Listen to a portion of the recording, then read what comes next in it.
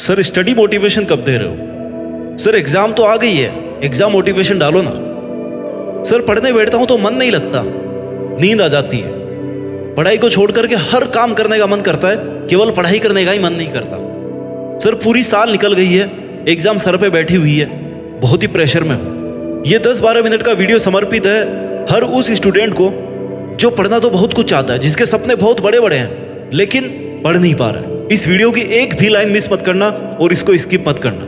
Video की शुरुआत करते हैं थोड़ी सी बोरिंग लाइंस के साथ, लेकिन जैसे जैसे आप मेरे शब्दों को सुनते जाओगे वैसे वैसे इनमें खोते जाओगे और इनकी ताकत को महसूस करते जाओगे। चलो लेट्स स्टार्ट। एक अकेले तुम हो जो अपनी पूरी लाइफ को बदल सकते हो, या तो बना सकते हो या फिर बर्बाद कर सकते हो। आप में से कई स्टूडेंट ऐसे हैं जो पढ़ना तो चाहते हैं लेकिन उनका मन पढ़ाई में नहीं लगता। अच्छे मार्क्स लाना चाहते हैं, क्लास को टॉप करना चाहते हैं, लेकिन उस हिसाब से पढ़ाई नहीं कर रहे हैं जिस हिसाब से उन्हें पढ़ना चाहिए। एग्जाम टाइम में भी वो कहीं ना कहीं अपना टाइम वेस्ट कर रहे होंगे। और आजकल के कंपटीशन के जमाने में तुम्हारा अगर थोड़ा सा ध्यान भी डाइवर्ट हुआ ना तो तुम्हारी रैंक बहुत पीछे हो जाएगी, यहाँ तक कि तुम रेस से भी बाहर हो सकते हो। और आजकल माइंड डाइवर्जन का बेस्ट सोर्स है तुम्हारी जेब में रखी तुम्हारी बर्बादी, तुम्हारा mobile phone, social networking, online games, web series, Insta reels. और बहुत सारे स्टूडेंट्स इन सब में उलझे पड़े हैं। उन्हें पता ही नहीं चल रहा कि कब जुलाई का सेशन शुरू होकर मार्च के बोर्ड, आईआईटी, नीट के एग्जाम आ गए हैं। वो टाइम वेस्ट करते करते यहाँ तक पहुंच गए। इस बात की रिग्रेट में है कि मेरा अब क्या होगा। तो दोस्तों, इस रिग्रेट से कि मैंने कितना टाइम खराब कर दिया है, मैंने क्यों तैयारी नहीं की, इससे बचने का एकमात्र यही तरीका है कि लगातार बिना माइंड को डाइवर्ट किए पढ़ाई करना। कभी भी ये मत सोचना कि मेरे पास अभी बहुत टाइम पड़ा हुआ है, क्योंकि सभी के पास इक्वल टाइम है। और जब तुम ये सोच रहे हो ना कि मेरे पास बहुत टाइम है, तब बहुत से स्टूडेंट ये सोचकर पढ़ाई कर रहे होते हैं कि यार ये मेरा लास्ट चांस है, मेरे पास सिर्फ आज का दिन है। इसलिए अगर रेस में जीतना है ना तो दौड़ तो करनी पड़ेगी, वो भी बिना रुके, बिना थके। अगर तुम अपनी तैयारी बीच में छोड़ देते हो या सोचते हो कि यार कल कर लूंगा, थोड़े दिन बाद कर लूंगा, उसी वक्त एक अच्छी रैंक, एक अच्छे टॉपर बनने का सपना ना तुम्हें पीछे छोड़ देता है। और इन सब के लिए सबसे ज्यादा जरूरी है तुम्हारा फोकस्ड रहना। अगर तुम सिर्फ और सिर्फ अपनी पढ़ाई पे, अपनी किताबों में फोकस होकर मेहनत करते हो तो तुम रेस जीतने के दावेदार बन सकते हो।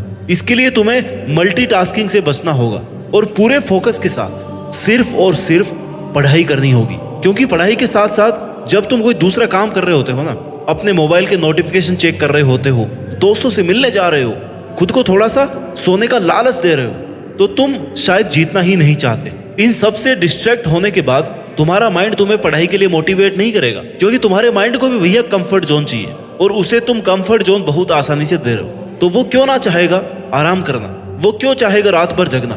सारा खेल फोकस का है और तुमने फोकस की धज्जियां उड़ा रखी है। दुनिया का ऐसा कोई काम नहीं है जो बिना फोकस के कर सकते हो। कुछ स्टूडेंट ऐसे होते हैं जो 10 घंटे पढ़कर भी उतना आउटपुट नहीं दे पाते जितने कुछ स्टूडेंट्स 5 घंटे पढ़कर भी आउटपुट दे देते हैं। क्योंकि 10 घंटे पढ़ने वालों में फोकस की कमी थी, उनका ध्यान कहीं और था, आधा कहीं था, आधा कहीं और था। और 5 घंटे पढ़ने वालों को पता था कि वो शांति से फोकस करके अगर 5 घंटे भी पढ़ लेंगे ना तो उनके लिए काफी होगा। उन 5 घंटों में उन्होंने अपनी पढ़ाई के अलावा कुछ भी नहीं सोचा, उनका ध्यान कहीं और नहीं गया। और प्रॉब्लम पता है क्या है? हमारी आदत पड़ गई है डिस्ट्रैक्ट होने की। हमें बहुत साधारण सी बात लगती है आधे घंटे पढ़कर 10 मिनट मोबाइल चलाने वाली आदत, और वो 10 मिनट का मोबाइल चलाना पता नहीं कब 2 घंटे में बदल जाता है, पता नहीं चलता। और किसी भी काम के लिए फोकस करना कोई एक दिन का काम नहीं है। एक जगह बैठकर शांति से पढ़ने के लिए इसे रोज करना पड़ता है, इसे अपनी आदत में लाना पड़ता है। तब जाकर 5 घंटे, 7 घंटे, 10 घंटे बिना डिस्टर्ब हुए आप पढ़ सकते हो। इसलिए जो स्टूडेंट्स एग्जाम की तैयारी कर रहे हैं, जिनके एग्जाम्स चल रहे हैं या आने वाले हैं, उनके लिए सबसे ज्यादा जरूरी है कि उन्होंने जो गोल सेट किया है ना, जो टारगेट लेकर के वो चल रहे हैं, उसको अपने माइंड में रखें, उसे याद रखें। क्योंकि अगर तुम अपना टारगेट भूल जाओगे तो तुम्हारा माइंड तुम्हें उस डायरेक्शन में प्रमोट ही नहीं करेगा, तुम्हें वो पढ़ने के लिए कहेगा ही नहीं, क्योंकि उसे पता ही नहीं है कि तुम्हारा टारगेट क्या है। और जब उसे तुम्हारा टारगेट पता होगा ना तो वो बार बार तुम्हें कहता रहेगा कि भाई तेरा ये टारगेट है, तुझे पढ़ना है, तुझे आज इतना पढ़ना है, फोकस करना है। इसलिए सबसे पहले तो फोकस करने पर फोकस करना सीखो, अपने गोल्स को, टारगेट को याद रखना सीखो। जितना ज्यादा और जितना स्ट्रॉन्ग तुम्हारा फोकस होगा ना, उतने ही अच्छे तुम्हारे रिजल्ट्स आएंगे। बिल गेट्स ने कहा था कि मैं सफल इसलिए हुआ क्योंकि मैंने बहुत ही कम चीजों पर फोकस किया। अगर मैं बहुत ज्यादा चीजों पर फोकस करता ना तो मेरा फोकस सेंट्रलाइज नहीं हो पाता, मैं वो काम कभी नहीं कर पाता जो मेरा रियल टारगेट था। इसलिए कम चीजों पर फोकस करो और फोकस को ऐसे रखो कि कैसा भी डिस्ट्रैक्शन आकर के तुम्हें तोड़ नहीं पाए, तुम्हें अपनी जगह से हिला नहीं पाए। अपने सिलेबस को इस तरह से डिवाइड करके पढ़ो जिससे वो तुम्हें बोझ नहीं लगे बल्कि तुम्हें मजा आए। खुद को ऐसे छोटे छोटे टारगेट्स दो जो आप डेली कंप्लीट कर सको, क्योंकि अगर तुम्हारा बनाया हुआ टाइम टेबल तुम्हारी कैपेसिटी के बाहर होगा तो तुम्हें इस बात का स्ट्रेस होगा कि यार आज का मैं गोल पूरा नहीं कर पाया। इसलिए हमेशा अपने टारगेट्स को छोटे छोटे टुकड़ों में बांट करके पढ़ाई कीजिए।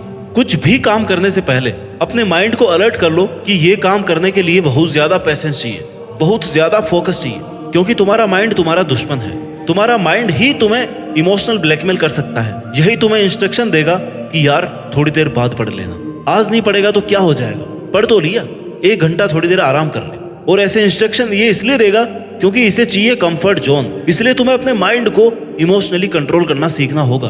तुम्हारा माइंड तुम्हें कमांड दे, इसके बजाय तुम माइंड को कमांड देना सीखो, अपने कंट्रोल में लाना सीखो।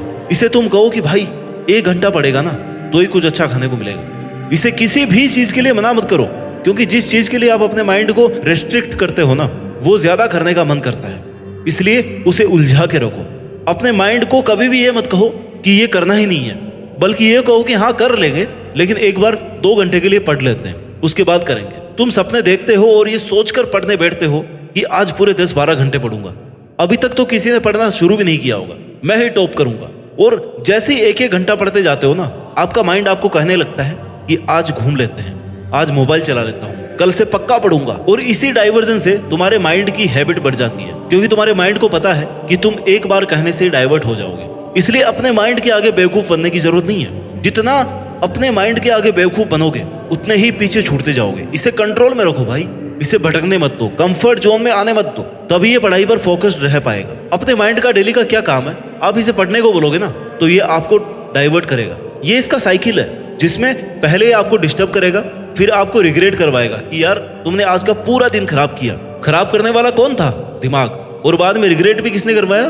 दिमाग ने। और फिर तुमने थोड़ा सा मोटिवेशन देगा कि यार अभी भी पढ़ लेते हैं, अभी टाइम है। फिर थोड़ी देर बाद दिमाग कहेगा कि नहीं यार अभी तो बहुत टाइम है, थोड़ी देर मूवी देख लेते हैं, थोड़ी देर सो लेते हैं। और फिर सोने के बाद ये फिर से रिग्रेट करवाएगा कि यार बहुत देर हो गई सोते हुए, आज भी कुछ नहीं किया, आज भी कुछ नहीं कर पाया, आज का दिन भी चला गया। इसलिए तुम्हें बस इस माइंड के इमोशनल साइकिल को तोड़ना है, जो तुम तभी कर पाओगे जब तुम अपने माइंड को टेक कर पाओगे, तभी तुम जीत पाओगे, तभी तुम टेक कर पाओगे, तभी अपना एग्जाम आराम से लिख पाओगे। क्विक डिसीजन लेना सीखो। जैसे किसी काम को करने बैठो ना तो तुरंत खुद को कमांड दो कि यार बस जस्ट 5 सेकंड में ये काम शुरू करना है, क्योंकि वो 5 के सेकंड है ना, वो टाइम तुम्हारे आने वाले 2-3 घंटे डिसाइड करेगा। अगर तुमने उन 5 से 10 सेकंड में खुद को हरा दिया, तुरंत अगर डिसीजन नहीं लिया, तुरंत वो काम शुरू नहीं किया, तो फिर टाइम वेस्ट होना शुरू हो जाएगा। जैसे अगर आपको उठना है, आपका अलार्म बज रहा है, तो तुरंत अलार्म बजते ही उठ जाओ।